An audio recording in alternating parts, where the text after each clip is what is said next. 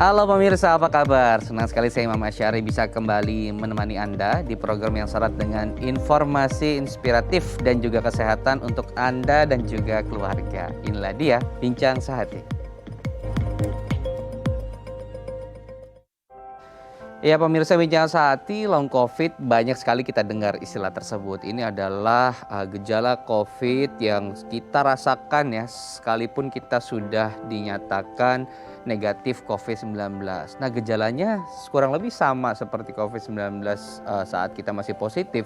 Ada batuk, ada demam, dan lain sebagainya. Tapi yang menjadi ciri khasnya ini adalah dia hilang timbul, hilang timbul.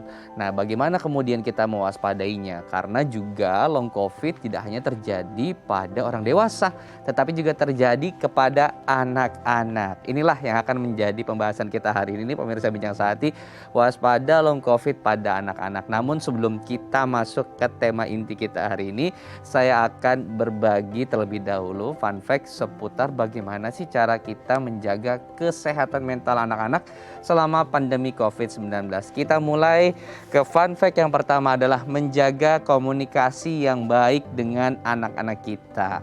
Nah, kita penting nih untuk selalu kemudian berkomunikasi kepada anak-anak karena anak-anak juga memiliki masalah yang ingin mereka ceritakan kepada kita. Untuk mengurangi tadi tingkat stresnya anak-anak, nah kita harus memfasilitasi dengan tadi menjaga komunikasi yang baik dengan anak-anak kita. Nah, berikutnya adalah menjadi pendengar yang baik. Nah, kita dianugerahkan 2 telinga ya pemirsa ya, untuk kita bisa mendengar. Tapi kemudian untuk menjadi pendengar yang baik itu sesuatu yang berbeda dan tidak mudah kemudian kita menjadi pendengar yang baik, terutama untuk anak-anak kita pemirsa. Karena kita tahu terkadang kita sebagai orang dewasa merasa lebih berpengalaman, merasa punya pengalaman hidup yang lebih panjang dan banyak sukar untuk kita kemudian mendengar pendapat ataupun mendengar penjelasan dari anak-anak kita. Nah, ini juga harus kita perhatikan. Berikutnya adalah menyediakan waktu bermain dengan anak. Nah, sekalipun selama PPKM kemarin kita banyak beraktivitas di rumah, tetapi saya yakin banyak juga pemirsa kemudian yang mengunci pintu atau mengunci diri di sebuah ruangan agar bisa fokus bekerja.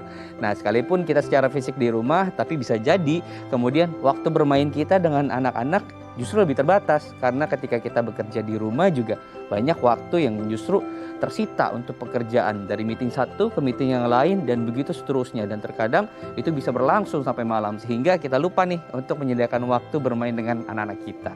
Berikutnya yang keempat adalah menjadi contoh yang baik untuk anak-anak. Nah, ini penting karena anak-anak juga selalu melihat aktivitas kita sehari-hari, perilaku kita sehari-hari, kebiasaan kita sehari-hari. Kalau kita tidak menjadi contoh yang baik, bisa jadi kemudian anak-anak juga akan mencontoh perilaku kita yang tidak baik tersebut. Yang terakhir adalah bantu anak-anak untuk bisa tetap terhubung dengan teman-teman. Nah, ini sesuatu yang sulit kita lakukan selama pandemi COVID-19. Terkadang kita khawatir nih anak-anak ketika mereka berinteraksi dengan temannya secara tatap muka ya, ini bisa saling menularkan. Tapi kemudian dengan adanya protokol kesehatan bisa jadi ini membantu untuk kita memproteksi anak-anak, tapi kita tetap memberikan ruang untuk mereka bisa berinteraksi. Sekalipun saat ini sudah ada teknologi virtual yang memfasilitasi mereka, tapi tetap ketika mereka bertemu secara tatap muka dan bermain langsung, itu sesuatu feel yang berbeda yang itu saat ini sangat dibutuhkan oleh anak-anak kita. Nah, kita akan membahas nanti keseluruhan fun fact ini di segmen berikutnya. Untuk Anda pemirsa, jangan beranjak dari layar kaca Anda, tetap bersama kami di Bincang Sehati.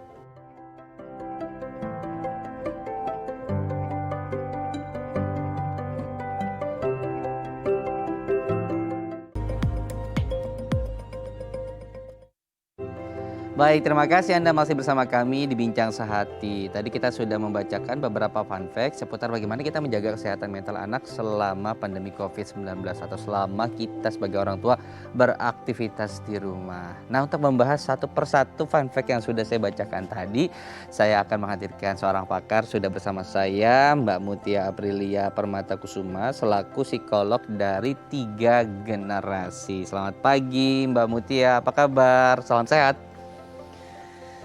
Pagi, salam sehat semuanya. Baik, kita mau bahas-bahas soal bagaimana menjaga kesehatan mental anak-anak nih, Mbak Mutia. Karena juga selama kita beraktivitas di rumah kadang suka lupa. Justru kita lebih sibuk ya dengan kerjaan-kerjaan kita gitu. Nah, kita mulai dari fun fact yang pertama nih Mbak Mutia. Yang pertama adalah menjaga komunikasi yang baik. Gimana sih cara kita menjaga komunikasi yang baik kepada anak untuk tadi anak supaya ceritanya nih nggak ke orang lain gitu. Ceritanya tuh ke kita sebagai orang tua. Oke, nah ini sebenarnya salah satu pertanyaan yang sering banget ditanyain gitu ya. Kayak anakku kok nggak mau sih cerita gitu sama aku sebagai ayahnya atau ibunya gitu ya. Tapi sebenarnya yang perlu diingat-ingat lagi adalah kita sendiri sebagai orang tua, apakah sudah cukup sering dan cukup terbuka untuk misalnya bercerita kalau misalnya kita ada kejadian yang menarik atau kurang menyenangkan gitu di keseharian kita. Nah, kalau misalnya kita sebagai orang tua sendiri jarang bercerita ke anak gitu ya, memulai komunikasi, bagaimana kita bisa mengharapkan anak mau melakukan hal yang sama gitu. Jadi prinsipnya karena komunikasi ini dua arah, kalau misalnya anak masih agak kelihatannya ragu-ragu gitu ya untuk memulai komunikasi, ya orang tua duluan. Misalnya orang tua ceritakan kesehariannya gimana di kantor, di rumah gitu. Nah, nanti ketika misalnya sudah terbiasa, biasanya anak juga jadi lebih nyaman nih untuk bercerita ke orang tua apapun yang terjadi misalnya di sekolah atau di lingkaran permainannya gitu. Oke, nah kita bingung juga untuk mulai komunikasi. Terkadang kalau ke anak-anak nih kita mulai komunikasi cuma 2 pertanyaan gitu. Hari ini makan apa? Terus hari ini main apa? Gitu. Gimana sih cara kita ngembangin kemudian untuk kita supaya komunikasi ini seru gitu ya. Nggak cuma nanya soal hari ini belajar apa, hari ini ngapain di sekolah gitu. Ngembangin komunikasinya sebenarnya kurang lebih ingat aja kalau kita ngobrol sama temen sih gitu. Jadi biasanya kan kalau sama temen tuh ya mengalir aja. Misalnya kita mau tanya tentang sekolah gitu ya. Biasanya orang tua suka nanyanya itu gimana sekolah hari ini gitu ya. Coba kita bikin lebih spesifik. Misalnya pelajaran apa yang paling nyenengin hari ini gitu, atau pelajaran apa yang paling kamu suka hari ini, pelajaran apa yang paling susah gitu. Jadi spesifik aja, jadi kelihatan gitu ya niat tulusnya emang benar-benar mau ngobrol sama anak gitu. Atau bisa masuk dari karakter film yang dia suka saksikan gitu ya. Misalnya setiap hari menyaksikan karakter tertentu, nah bisa mulai dari situ juga gitu. Kayak kita ngobrol sama teman, ada film terbaru nih, film apa gitu, nah, bisa seperti itu juga ya. Oke. Nah ini sebetulnya berkaitan juga nih yang fun fact kedua, seni untuk kita menjadi pendengar yang baik Mbak Mutia. Terkadang orang tua hanya mendengarkan, ya memang benar mendengarkan gitu, tapi kemudian tidak secara benar-benar mendengarkan dan memahami maksud dari si anak tersebut gitu. Nah ini gimana sih cara kemudian kita bisa memperbaiki itu semua Mbak? Oke, mendengarkan ya, ini sebenarnya juga cukup tricky untuk orang tua karena biasanya orang tua itu bawaannya adalah untuk nasehatin. Jadi ketika dengar cerita anak, langsung respon orang tua adalah biasanya kok kamu gitu sih? Kamu udah coba ini belum? Kamu udah coba itu belum? Jadi kayak langsung mau ngasih saran untuk solusi gitu ya. Tapi sebenarnya yang perlu kita ingat adalah anak ini cerita ke kita sebagai orang tua adalah untuk mendapatkan kenyamanan. Dia merasa didengarkan. Nah, anggaplah kayak kita curhat gitu. Balik lagi kalau misalnya curhat ke teman, kalau misalnya teman kita langsung jadi menggurui gitu ya, ngasih solusi padahal sebenarnya kita nggak mau gitu ya, rasanya kan nggak enak ya. Jadi sebenarnya adalah dengarkan, terus kalau bisa kita refleksikan perasaannya. Misalnya anak lagi ngomel-ngomel tentang sekolahnya, misalnya ada yang nyebelin lah gitu ya. Nah terus orang tua bisa merefleksikan perasaannya dengan bilang, oh iya kamu sebel banget ya kayaknya kedengeran tuh dari nada suara kamu gitu, atau iya tadi misalnya ibu sempat lihat sih kamu kayaknya kesusahan banget ya ngerjain itu, jadi kesel. Jadi kita merefleksikan perasaan yang ada gitu ya dalam kalimat anak supaya anak merasa dimengerti gitu. Jadi jangan buru-buru memberikan advice tapi kemudian kita kasih respon dulu gitu ya dengan apa yang sudah mereka sampaikan, dengan tadi perasaan-perasaan tadi itu yang justru lebih dibutuhkan oleh anak-anak. Berikutnya adalah sediakan waktu untuk bermain. Benar. Nah, bermain dengan anak-anak. Apa kemudian hubungannya dengan waktu bermain ini terhadap kesehatan mental anak-anak kita, Mbak Mutia? Jadi bermain ini kan mungkin banyak yang udah tahu bahwa bermain itu adalah hak anak ya. Sekaligus juga pekerjaan anak sebenarnya. Kalau anak-anak itu ya memang sehari-hari kerjanya adalah untuk bermain, bersenang-senang gitu. Apalagi untuk anak-anak yang masih usia dini ya, yang pilihan aktivitasnya juga mungkin belum banyak. Maksudnya kalau anak usia sekolah atau remaja kan mungkin udah punya hobi masing-masing atau teman-teman yang mereka bisa hubungi lewat gadgetnya gitu ya. Tapi kalau anak-anak usia dini kan belum. Jadi utamanya sih mereka itu aktivitasnya bermain gitu. Dan yang harus diingat, bermain itu harus fun. Jadi misalnya nih suka ada pertanyaan, kalau misalnya lagi main terus saya sambil ajarin misalnya baca atau sambil ajarin nulis gitu, itu gimana ya, termasuk bermain nggak? Kalau misalnya tetap fun, anaknya tetap senang, ibunya tetap senang, itu masih masuk bermain. Tapi kalau misalnya jadi mulai kesel gitu, anaknya nggak bisa-bisa, ya itu bukan bermain, jangan gitu ya. Oke, jadi harus lebih ekspresif ya Bapak dan Ibu sekalian. Jangan sampai anak-anak kemudian nama kita bosan, malah anaknya jadi bete sendiri dan nangis gitu ya. Oke, yang berikutnya adalah menjadi contoh yang baik nih. Bagaimana cara kita orang tua menjadi contoh yang baik agar kita bisa menjaga kesehatan mental anak-anak kita, Mbak? Oke, nah sebenarnya ini agak tricky ya tentang contoh yang baik ini. Karena sebenarnya kalau secara umum yang dimaksudkan contoh yang baik itu misalnya melakukan quality time dengan keluarga gitu ya, mencontohkan makan makanan yang sehat, rajin berolahraga, karena ya hal-hal tersebut kan bisa membantu menjaga kesehatan mental kita ya.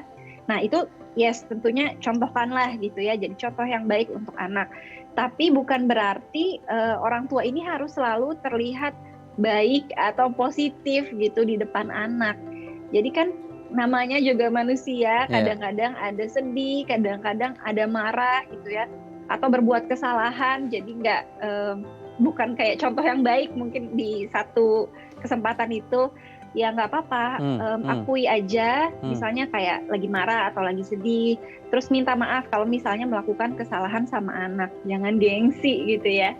Oke, baik. Yang terakhir nih, nah ini yang juga jadi dilema orang tua selama pandemi ini untuk menjaga konektivitas dengan teman-teman mereka gitu. Nah, ini sudah bolehkah misalnya kita mengajak mereka agar bisa misalnya berkumpul bareng, main bareng gitu.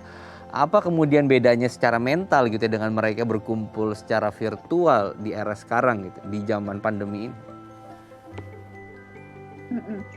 Tentu kualitas kalau misalnya bertemu secara langsung tuh beda ya, mungkin lebih asik gitu. Tapi ada juga sebenarnya anak-anak, terutama remaja ya yang saya lihat itu mereka lebih nyaman kalau melakukan komunikasi secara online dengan teman-temannya gitu.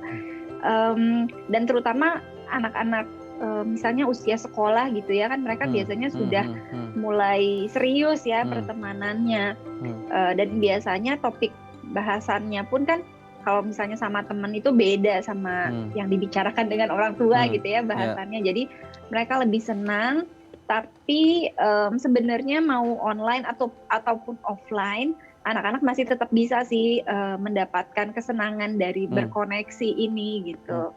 Oke, baik.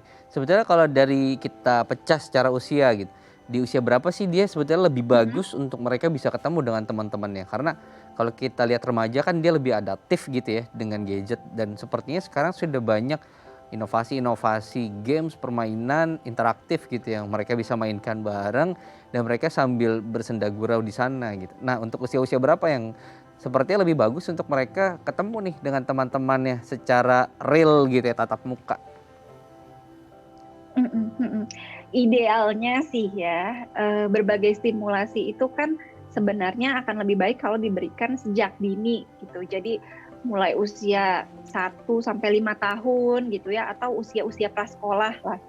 Tapi kalau misalnya gitu situasi seperti ini kan ada orang tua yang mungkin udah berani kalau misalnya ketemu sama anak-anak yang mereka tahu bahwa orang tuanya ini cukup menjaga prokes ya, sangat menjaga prokes gitu. Jadi cukup berani untuk play date gitu ya, atau main bareng tapi tetap pakai masker gitu. Tapi kalau misalnya belum berani pun gitu ya, meskipun tentunya stimulasi ketemu langsung itu akan sangat berguna buat perkembangan sosial emosional anak. Tapi ya kalau misalnya nggak memungkinkan, belum mau, itu nggak apa-apa banget kok lewat virtual.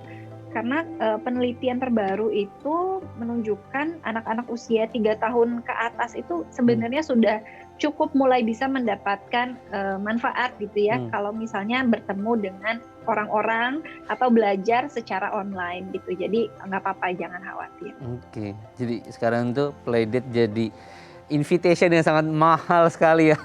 Padahal itu sesuatu yang sangat membahagiakan untuk kita juga, orang tua yang punya anak misalnya usia 1-5 tahun gitu atau balita. Biasanya senang banget kalau ngeliat mereka playdate sama teman-temannya atau teman sepupunya gitu. Wah, itu seru banget. Baik. Terima kasih Mbak Mutia sudah berbagi informasi di Bincang Sehati kali ini. Salam sehat, selamat beraktivitas kembali Mbak Mutia. Terima kasih. Baik pemirsa, itu dia tadi pembahasan kita bersama dengan Mbak Mutia, psikolog dari 3 generasi, seputar bagaimana menjaga kesehatan mental anak-anak kita. Nah, di segmen berikutnya kita akan membahas nih, ternyata long COVID juga bisa terjadi pada anak-anak. Apa yang harus kita waspadai? Kita bahas nanti ya pemirsa. Usai jeda, tetap bersama kami di Bincang Sehati.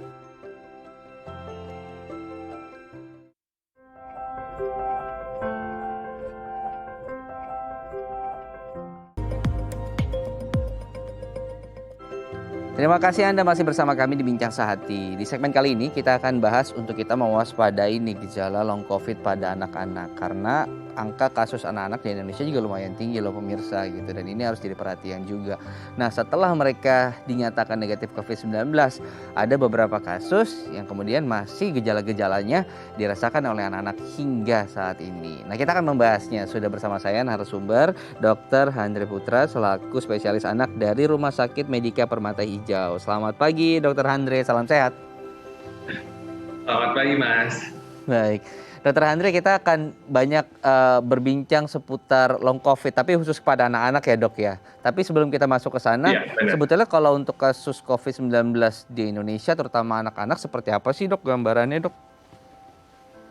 Oh baik, saat ini data dari Satgas COVID-19 itu mengungkapkan hingga 16 Juli 2021, sebaran kasus COVID-19 pada usia anak itu cukup banyak, itu hingga mencapai 12,83% dari seluruh kasus yang terkonfirmasi positif di Indonesia, yaitu sekitar 350 ribuan kasus pada anak di bawah 18 tahun. Dan Provinsi DKI Jakarta merupakan provinsi yang paling tinggi angkanya COVID pada anaknya yang menempati di seluruh Indonesia, begitu.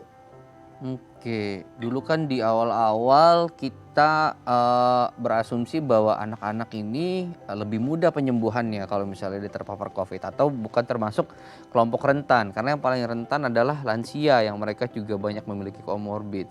Nah, sebetulnya seperti apa sih asumsi yang benar itu dok? Apakah anak-anak juga ketika dia terpapar COVID-19 juga memiliki tadi efek yang sangat berbahaya jika dibandingkan dengan yang dewasa? Oh baik, berarti ini berhubungan dengan namanya prognosis. Jadi kalau kita berbicara mengenai prognosis itu menunjukkan respon terapi yang baik dan pemulihan lebih cepat. Pada case-nya, pada anak-anak emang ternyata prognosisnya lebih cepat pemulihannya dibandingkan orang dewasa. Di mana kita ketahui ada namanya imunitas innate. Innate ini merupakan sistem imun tubuh yang non-spesifik yang lebih dominan pada anak sehingga kasus juga terjadi interleukemia juga cenderung lebih rendah sehingga menimbulkan respon imun yang tidak berlebihan. Makanya prognosis pada anak jauh lebih baik dibandingkan orang dewasa, begitu. Oke, nah jadi kemudian orang tua juga banyak bertanya-tanya nih dokter nih, kalau kok anak-anak dengan sistem imunitas yang bagus seperti itu gitu ya, jika dibandingkan dengan dewasa, kenapa kemudian kok mereka bisa mengalami yang namanya long COVID, Dok? Benar, karena pada anak-anak bisa saja bisa mendapatkan long COVID itu walaupun dengan respon imunitas itu kan setiap anak berbeda-beda. Iya. Ada yang sistem imunitasnya baik, ada yang sistem imunitasnya yang tidak baik. Sistem imunitas yang baik pasti juga akan menimbulkan respon imun yang tidak berlebihan. Sedangkan pada sistem imun yang tidak baik pasti akan menimbulkan sistem imun yang juga respon imunnya juga berlebihan. Sehingga muncullah long COVID pada anak. Oke, jadi ternyata ancaman long COVID juga bisa ya, dokter ya, terjadi pada anak-anak kita gitu ya. Kalau dari sisi gejala, Dok, sama nggak sih gejalanya antara yang dewasa long COVID-nya dengan long COVID yang anak-anak? Gejala long COVID pada anak sama dewasa itu pada dasarnya sama. Ada yang gejala ringan sampai gejala berat. Kalau berdasarkan penelitian nih namanya UC Davis Health yang mengatakan 1 dari 4 penyintas dari COVID-19 itu mengalami gejala long COVID yang cukup panjang. Jadi antara 1 dari 4 anak dan remaja penyintas COVID-19 itu pasti akan muncul gejala long COVID. Gejala-gejala long COVID itu bisa macam-macam. Yang berdasarkan penelitian di Roma pada tahun 2020 kemarin pada anak di bawah 18 tahun, itu gejala long COVID yang paling banyak itu adalah insomnia sebanyak 18,6%. Diikuti gejala kedua 14,7%, yaitu berupa gejala pernapasan seperti kayak batuk, kayak pilek, bahkan sampai dengan dada sesak. Lalu gejala-gejala berikutnya yang juga bisa muncul pada pasien anak yaitu seperti sakit pada sendi itu sekitar 6,9%, bahkan kesulitan konsentrasi itu 10,1%. Kelelahan juga kasus yang cukup sering terjadi pada anak itu sekitar 10,8%. Oke, jadi insomnia juga termasuk ya salah satu gejala long COVID. Benar. Yang ini bisa jadi identifikasi dini kita nih ketika anak-anak sudah negatif COVID-19, terus kemudian mereka mulai merasa sulit tidur. Nah, ini bisa dianalisa atau bisa diidentifikasi lebih jauh lagi gitu ya, dengan kemudian datang ke dokter spesialis untuk dilakukan verifikasi lebih lanjut gitu. Baik, Dok, kan kalau long COVID ini kita tahu gejalanya hilang timbul itu kekhasannya ya dari COVID-19 ini gitu. Bisa jadi misalnya sorenya masih sehat, nah malam tuh mulai batuk gitu, dan nanti paginya ya sudah sembuh lagi, normal lagi gitu. Nah, untuk anak-anak hal seperti ini juga sama terjadi. Benar banget Mas. Jadi gejala long COVID pada anak ini juga bisa muncul hilang timbul. Jadi hilang timbulnya itu misal periodiknya itu bisa muncul dalam hari ini, kemudian beberapa hari kemudian tidak muncul. Namun gejala long COVID ini durasinya tidak berlangsung lama kok. Beberapa kasus itu ditemukan hanya sampai 120 hari sejak dinyatakan anak COVID positif. Atau paling lama itu di Inggris penelitiannya sampai 6-8 bulan pasca COVID. Bahkan tidak ada yang sampai lebih dari 1 tahun. Oke. Nah, gimana cara orang tua nih, Dok, untuk kemudian memahami atau mengetahui bahwa anak mereka ini sudah mengidap long COVID? Apakah harus tadi membuat misalnya tabel yang ketika mendapatkan temuan misal batuk di tanggal A setelah negatif gitu ya, baru nanti setelah 3 hari dicatat. Hal-hal seperti ini perlu nggak sih dilakukan oleh orang tua setelah anak itu dinyatakan negatif COVID-19? Benar, itu salah satu trik yang bisa dilakukan oleh para orang tua untuk mengidentifikasi nih apa saja sih gejala-gejala long COVID yang muncul pada anak. Jadi dibuat semacam list, tabel-tabel, kan angka kekerapannya yang paling sering itu insomnia sama gejala saluran pernafasan. Mungkin batuk bisa sebagai diidentifikasi, apakah batuknya ini kan juga kita identifikasi, apakah karena batuk infeksi, apakah karena batuk alergi, atau batuk pasca long COVID. Jadi kalau sudah disingkirkan kemungkinan-kemungkinan tersebut, oh ini kemungkinan ke arah batuk akibat dari long COVID, sebaiknya kontrol dan periksakan ke dokter spesialis anak untuk mendapatkan penanganan yang segera. Oke, nah agak sulit kemudian untuk kita melihat tanpa alat gitu, karena kalau saturasi bisa dilihat gitu ya, terus kemudian tekanan darah bisa dilihat gitu. Bagaimana ciri-ciri spesifiknya dok? Mungkin sebagai catatan untuk orang tua di rumah, terkait misalnya tadi insomnia dan juga gejala pernapasan. Karena siapa tahu dia insomnia karena mau nonton film kartun mereka gitu, yang lagi maraton. Bagaimana kemudian cara identifikasi yang benar ya dok? Silakan. Oh baik, untuk mengetahui yang paling gampang itu kan gejala respiratory tract-nya itu seperti batuk pileknya tadi. Kalau batuk pileknya pada batuk long COVID ini biasanya batuknya terjadi sepanjang hari, jadi tidak ada waktu-waktu khusus atau waktu tertentu. Kalau misalnya waktu tertentu, misalnya pada malam hari munculnya karena faktor dingin, itu bisa dicurigai karena faktor alergi. Atau paparan nih, habis kena debu, muncul batuk, kemungkinan nih batuk alergi. Sedangkan pada batuk pada long COVID itu tidak ada waktu-waktu tertentu, jadi bisa kapan saja muncul, dan umumnya batuk pada long COVID itu batuk kering, bukan batuk berdahak. Sedangkan untuk insomnia, untuk anak yang susah tidur, kita identifikasi dulu pola tidurnya udah benar atau belum sebelumnya. Kan biasanya kita punya jadwal schedule makan dan jadwal schedule tidur. Kalau anaknya makannya berantakan, pasti akan efeknya ke jadwal tidurnya terganggu. Kalau anaknya punya jadwal makan yang teratur, kemudian sudah dicoba untuk ditidurkan di jadwal tidur dan ternyata anak masih susah tidur, dan insomnia ini baru bisa kita identifikasi itu setelah 7 hari anaknya tidak mengalami perbaikan tidurnya. Jadi emang waktu tidurnya selalu larut di tengah malam selama 7 hari berturut-turut. Oke, nah itu parents study penting gitu ya, cara identifikasinya juga nggak bisa sembarangan ya dok ya. Karena bisa jadi kemudian itu bukan disebabkan karena long COVID. Seperti misalnya perubahan jadwal tidur saja gitu. Kalau misalnya dia biasa bangun tidurnya jam 4, terus tiba-tiba ternyata bangun jam 6, ya sudah pasti dia akan tidur lagi malamnya begadang gitu. Atau tadi ya bagian untuk dia batuk, bisa jadi kemudian lingkungannya penuh debu atau sedang ada pengasapan wilayah karena ada penyemprotan demam berdarah, nah bisa jadi karena itu gitu. Jadi harus betul-betul karena akan buat tabel. Nah ketika kita bikin tabelnya dok, waktu kapan gitu kemudian, misalnya waktu hari keberapa ketika penemuan gejala tersebut baru kita harus datang ke dokter spesialis. Baik, jadi kalau misalnya kan batuk itu ada batuk fisiologis sama batuk patologis. Batuk fisiologis itu artinya adalah batuk yang masih mungkin terjadi pada anak-anak normal, itu sekitar 5-6 kali anak akan tetap batuk nih untuk mengeluarkan sekret yang ada di dalam saluran pernapasan. Sedangkan batuk patologis, batuk yang berlangsung lebih dari 6 kali dan itu waktunya tidak ada waktu tertentu, jadi bisa muncul sepanjang hari. Jadi kalau udah lebih dari 6 kali, kemudian mungkin sudah berlangsung sekitar 2 atau 4 minggu pasca COVID dan sudah disingkirkan kemungkinan, oh ini bukan batuk alergi nih, ini bukan batuk infeksi, maka bisa saja ini salah satu bagian dari batuk pasca long COVID. Oke, baik. Nah, nanti di segmen berikutnya, Dr. Handre, kita akan bahas bagaimana sih cara kita penanganannya, apa yang harus dilakukan orang tua ketika anaknya ternyata sudah ditegakkan diagnosa bahwa dia mengalami atau mengidap long COVID-19. Kita akan bahas nanti usai jeda ya pemirsa.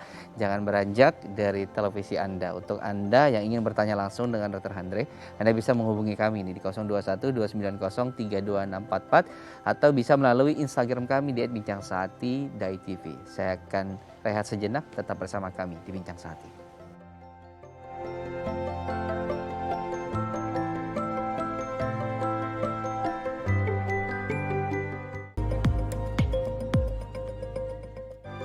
Terima kasih Anda masih bersama kami di Bincang Sehati. Kita akan kembali melanjutkan perbincangan kita tentang waspada long COVID pada anak-anak. Masih bersama saya Dr. Handre Putra selaku spesialis anak dari Rumah Sakit Medika Permata Hijau. Dr. Handre, nah ini sebelum masuk ke bagaimana pengobatan. Nah kan kalau misalnya COVID-19 ini ada yang tidak bergejala, ada juga gejalanya ringan. Terutama untuk anak-anak yang tidak ada gejala gitu. Apakah mungkin dia juga akan terkena long COVID? Baik, berdasarkan literatur penelitian itu menyebutkan bahwa anak dengan asimptomatik tetap berpotensi mengalami gejala long COVID. Jadi walaupun pada saat awal tidak teridentifikasi, namun biasanya kita akan tanyakan riwayat kontak nih beberapa kasus yang datang ke rumah sakit nih, ternyata dok anak kita setelah identifikasi anaknya ternyata udah kita singkirkan kemungkinan batuk infeksi, batuk alergi, ternyata ya udah 7 hari batuk tapi tidak sembuh-sembuh, dan ternyata setelah dicari tahu minggu ketahuan bahwa ayah sama ibunya sebelumnya dengan riwayat COVID-19 positif, namun gejalanya dia nggak melakukan pemeriksaan. Jadi dia hanya, gejalanya waktu itu seperti gejala COVID dok. Ternyata itu sudah termasuk karena ada riwayat kontak erat dengan anak, maka itu potensi menularkan kepada anak. Jadi anaknya jatuhnya umumnya asimptomatik dan 4 minggu pasca kejadian tersebut maka muncullah gejala-gejala long COVID. Jadi termasuk pada anak asimptomatik juga bisa kok mengalami gejala long COVID. Jadi yang tidak bergejala juga bisa berpotensi, bisa jadi kemudian mereka tidak testing gitu ya, tapi suspek. Nah ternyata setelah 4 minggu selesai masa inkubasinya, selesai masa isolasi mandirinya, tiba-tiba muncul gejala-gejala tersebut. Baik, nah sebelum kita masuk ke pengobatan, kita akan buka dulu pertanyaan pemirsa Bincang Sehati yang sudah masuk melalui Instagram kami di @bincang_sehati.tv. Saya akan bantu bacakan ya Dr. Andre ya. Ada dari @rini lestari. Oke, Dok, anak saya umur 10 tahun dan sudah sembuh dari COVID-19. Dia tidak ada gejala lanjutan dok. Namun sekarang lebih mudah mengantuk dan malas-malasan ketika mengerjakan tugas sekolah. Apakah ada solusinya? Hanya diberikan vitamin saja dok? Apakah misalnya ini juga masuk long COVID atau memang anaknya kemudian jadi mulai malas karena habis sakit gitu ya dok ya? Baik, silakan Dokter Andre dijawab langsung. Baik, gejala long COVID itu kan macam-macam sih. Salah satunya emang ada kesulitan atau konsentrasi, malas belajar.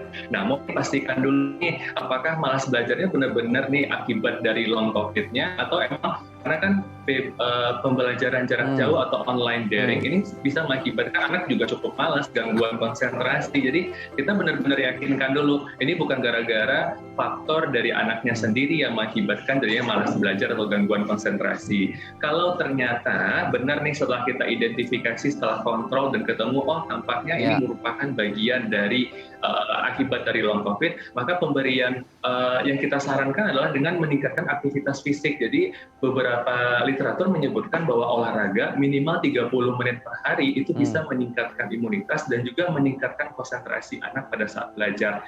Pemberian suplemen vitamin boleh saja diberikan, namun tidak mandatori, tidak wajib. Jadi hanya sebagai tambahan saja. Oke baik, nah ini juga banyak temuan HRD ini kalau di kantor gitu ya, tiba-tiba karyawan yang udah post COVID tiba-tiba males gitu ya.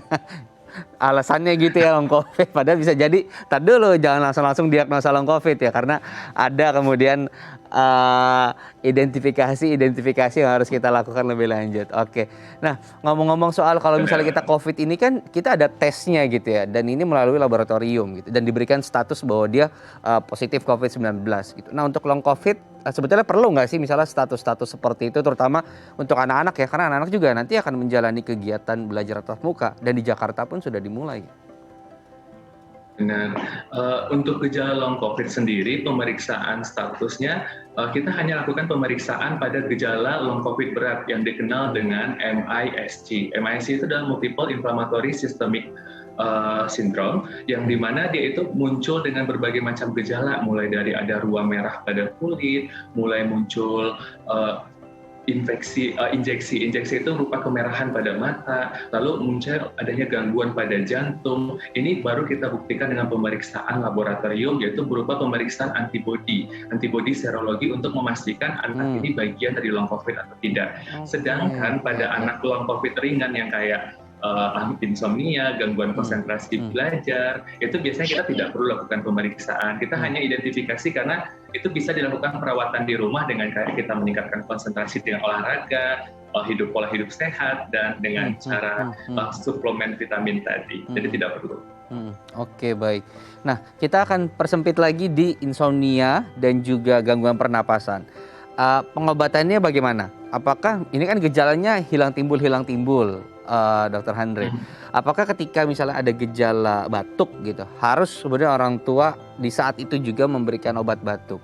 Atau tadi cukup observasi saja terlebih dahulu tanpa harus memberikan tindakan pemberian obat umum gitu? Baik, benar sekali. Jadi kalau misalnya untuk langkah penanganan awal, biasanya kita belum melakukan pemberian terapi obat. Terapi obat itu apabila terindikasi, misalnya insomnianya sudah sangat mengganggu, kemudian sudah sampai mengganggu aktivitas hariannya, misalnya anak jadi lemas seharian, habis itu anak jadi terganggu konsentrasi belajarnya juga, salah satu akibat dari insomnia tadi. Lalu kalau misalnya batuk sampai terganggu, sampai menimbulkan muntah, anaknya sampai lemas, dan itu mungkin membutuhkan terapi obat. Tapi kalau misalnya hanya terapi pasca long COVID dan itu tidak sampai memerlukan terapi obat, kita bisa melakukan penanganan di rumah. Misalnya nih untuk batuk sendiri, batuk itu kan ada beberapa langkah terapi yang bisa dilakukan, seperti kita menggunakan uap sederhana, nebulisasi sederhana, seperti menghirup seperti aromaterapi atau diffuse aromaterapi, itu bisa juga menghasilkan uap yang bisa melegakan saluran pernapasan, atau pemberian balsam-balsam hangat pada daerah leher, daerah dada, dan daerah punggung untuk supaya anaknya lebih lega ketika bernafas. Atau melakukan penjemuran. Jadi kan kita juga disarankan nih berjemur di bawah sinar matahari sekitar 5-15 menit. Pukulnya disarankan itu adalah pukul 10 hingga pukul 16. Karena itu salah satu terapi untuk pasien-pasien dengan batuk pilek akibat long COVID. Oke, untuk insomnia gimana, Dok? Kalau insomnia ini sederhana sih. Kalau insomnia itu kan karena gangguan tidur, biasanya karena yang pertamanya anaknya kita pastikan adalah kenyang dulu pada saat pasca. Jadi kalau misalnya makan terakhirnya pukul 6 pukul 7, anak kenyang dulu pada pukul 6 pukul 7 supaya ketika dia tidur bisa diatur pukul tidurnya sekitar pukul 8 atau pukul 9.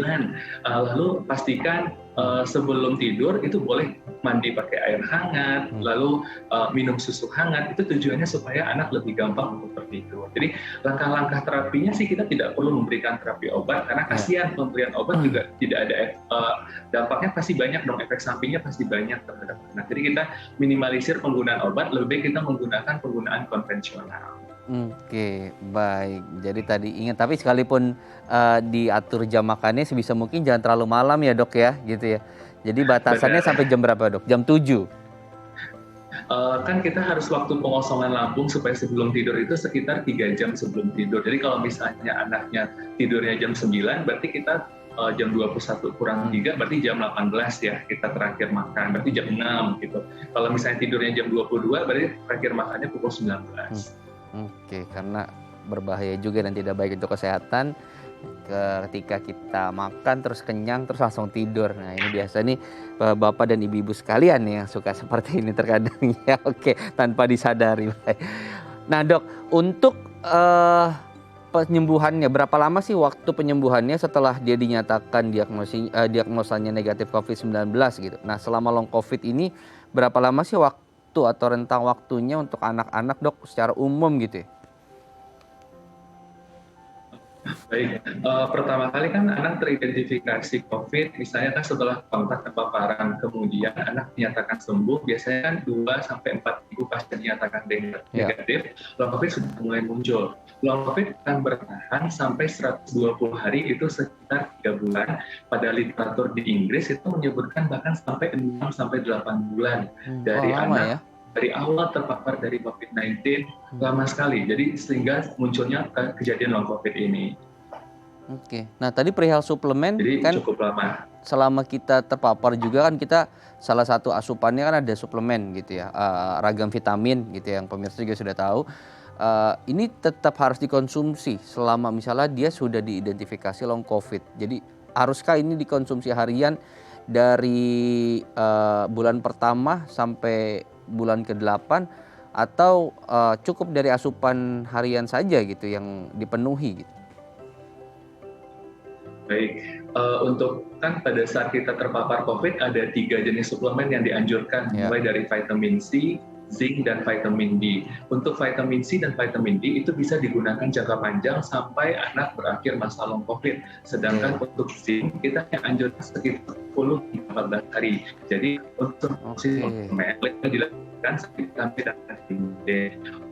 Dan pastinya asupan tetap penting, asupan dari pola makan bergizi itu cukup sangat penting. Jadi itu support penting juga selain dari suplemen ini. Oke, jadi sudah mulai bisa disiasati, Dok ya, pembelian multivitaminnya. Nanti jangan yang digabung gitu ya, karena kan sekarang lebih simpel ketika sudah digabung gitu ya. Ada yang sudah ada zincnya, sudah ada C-nya gitu, jadi cukup satu suplemen itu gitu. Tapi kalau untuk anak tadi beberapa hanya dibelikan misalnya 15 hari sekali gitu ya. Nah yang setiap harinya yang tadi ya C sama D gitu ya. Oke, baik. Nah Dokter Handri, kita harus jeda dulu nih Dokter Handri. Nanti di segmen terakhir kita akan berbagi tips juga untuk pemirsa. Nah, tipsnya apa? Kita akan bahas nanti ya. Usai jeda, tetap bersama kami di Bincang Sehati.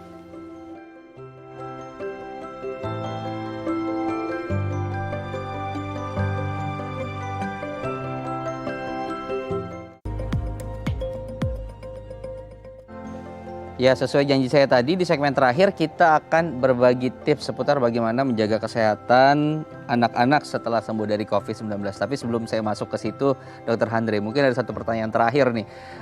Kekhawatiran masyarakat, sebetulnya long COVID ini seberapa persen sih bahayanya terhadap kematian? Oh baik, angka kejadian dari long COVID ini bisa menimbulkan kematian terutama pada gejala long COVID yang MIS tadi itu cukup angka kematiannya sekitar 1-2% dari angka dari kejadian dari MIS tadi.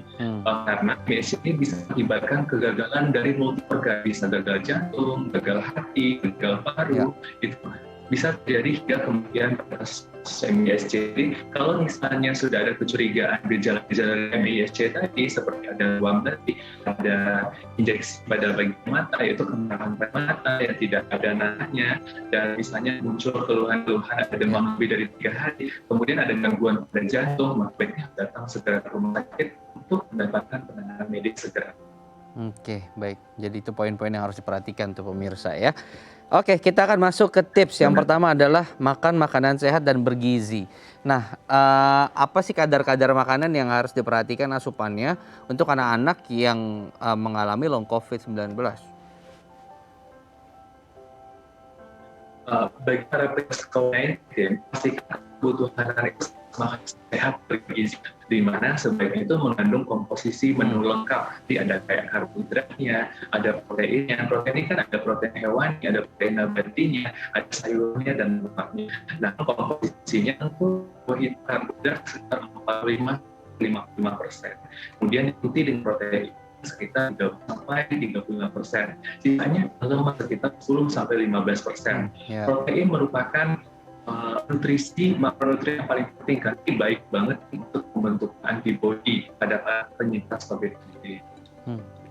Baik, masuk ke tips berikutnya adalah aktif bergerak dan juga berolahraga gitu. Ternyata ini masih penting juga ya dan relevan ya. Tapi batasannya seperti apa untuk yang long COVID? Ada nggak sih Dokter Handri?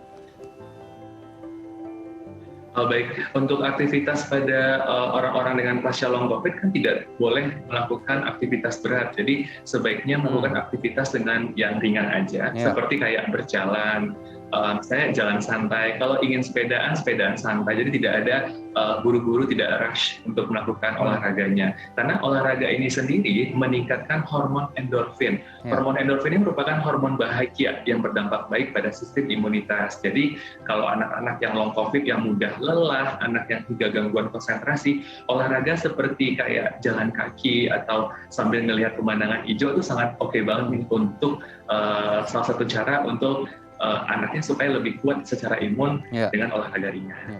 Oke, jadi tetap ada batasan juga ya gitu ya.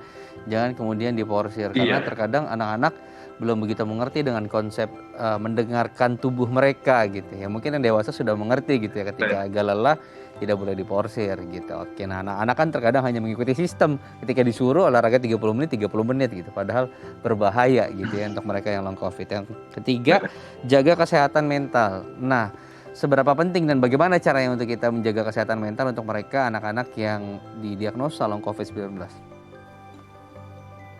Jadi selama pada masa pandemi ini ada beberapa masalah kesehatan mental yang terjadi pada anak. Misalnya mulai dari isolasi mandiri itu sudah membuat gangguan mental pada anak. Kesehatan mental anak terganggu. Pembelajaran jarak jauh, lalu screen time yang berlebihan juga mengakibatkan gangguan mental pada anak. Hingga anak-anak juga parno, akan takut dengan ketularan virus. Kemudian selama masa pandemi kan juga kurang aktivitas fisik, dan selama pandemi ini kita juga mendengarkan berita-berita yang mengkhawatirkan. Ini juga cukup mengganggu kesehatan mental pada masa anak-anak. Jadi pada masa anak-anak ini kita bentuk adalah yang paling penting itu adalah ikatan bonding antara anak dan orang tua. Jadi agar anak tidak merasa sendiri dan orang tua bahwa ikut juga terlibat dengan kegiatan-kegiatan di rumah. Jadi supaya anak supaya tetap sibuk, kan biasanya di sekolah dia sibuk. Mungkin anak dilibatkan dengan kegiatan rumahan seperti kayak membersihkan rumah barengan sama keluarga atau dibuatkan jadwalnya. Ini merupakan salah satu cara untuk menjaga kesehatan mental dan dengan bonding antara anak dan orang tua. Oke, jadi sekali lagi tidak hanya fisik, kemudian mental juga tetap harus kita jaga ya, terutama untuk anak-anak baik yang long COVID ataupun non long COVID gitu. Ini menjadi perhatian kita bersama selama masa pandemi ini. Yang keempat adalah apakah anak-anak yang long COVID ini tetap misalnya harus menggunakan masker ketika di rumah atau misalnya bercengkrama dengan keluarga, kakak, orang tua, nenek begitu, karena kan sudah tidak menular gitu. Baik, protokol kesehatan harus tetap kita jalankan karena selama masa pandemi anak tetap saja berpotensi mengalami reinfeksi kembali, artinya bisa terinfeksi kembali dengan COVID-19 pada pasca paparan. Biasanya munculnya paling cepat adalah 120 hari pasca paparan. Jadi tetap harus menjalankan prokes ketat. Oke, karena dikhawatirkan tadi ya terinfeksi kembali gitu. Dan bisa jadi lebih berbahaya ya dok ya ketika terinfeksi dengan kondisi seperti yang long COVID ini ya. Benar. Baik, yang terakhir adalah melakukan perawatan lanjutan dan juga pemeriksaan kesehatan sesuai dengan anjuran dokter. Nah, seberapa penting dan seberapa rutin kita harus konsultasi dengan dokter untuk anak-anak yang mengalami long COVID-19? Oke, seberapa rutin atau seberapa pentingnya adalah bahwa kita harus mengetahui dulu gejala-gejala long COVID. Jadi kita harus mengidentifikasi dulu dari gejala long COVID yang sudah kita bahas di awal. Kemudian jika muncul gejala tersebut, maka pastikan orang tua untuk segera mendapatkan penanganan medis. Jadi harus segera konsultasikan ke dokter. Dok, saya udah ketemu nih anak saya dengan misalnya tadi dengan insomnia, dok, saya dengan gejala respiratory tract yang batuk-batuk yang tidak kunjung sembuh. Berarti kita harus segera melakukan penanganan medis jika emang membutuhkan terapi selanjutnya. Oke, baik Dr. Handre Putra, terima kasih sudah berbagi informasi pagi hari ini di Bincang Sehati. Semoga banyak orang tua juga yang teredukasi tentang pentingnya dan juga harus bagaimana waspada terhadap long COVID-19 yang terjadi pada anak-anak kita. Terima kasih Dr. Handre Putra. Salam sehat, salam untuk teman-teman yang sedang bertugas. Baik, itu dia tadi pemirsa perbincangan kita seputar waspada terhadap long COVID-19 kepada anak-anak. Nah, saya Imam Asyari, mewakili seluruh kerabat kerja yang bertugas, pamit undur diri. Kita akan jumpa lagi besok di Bincang Sehati dengan tema yang berbeda. Jangan lupa untuk selalu menerapkan protokol kesehatan 3M, memakai masker, mencuci tangan, dan juga menjaga jarak. Sampai jumpa.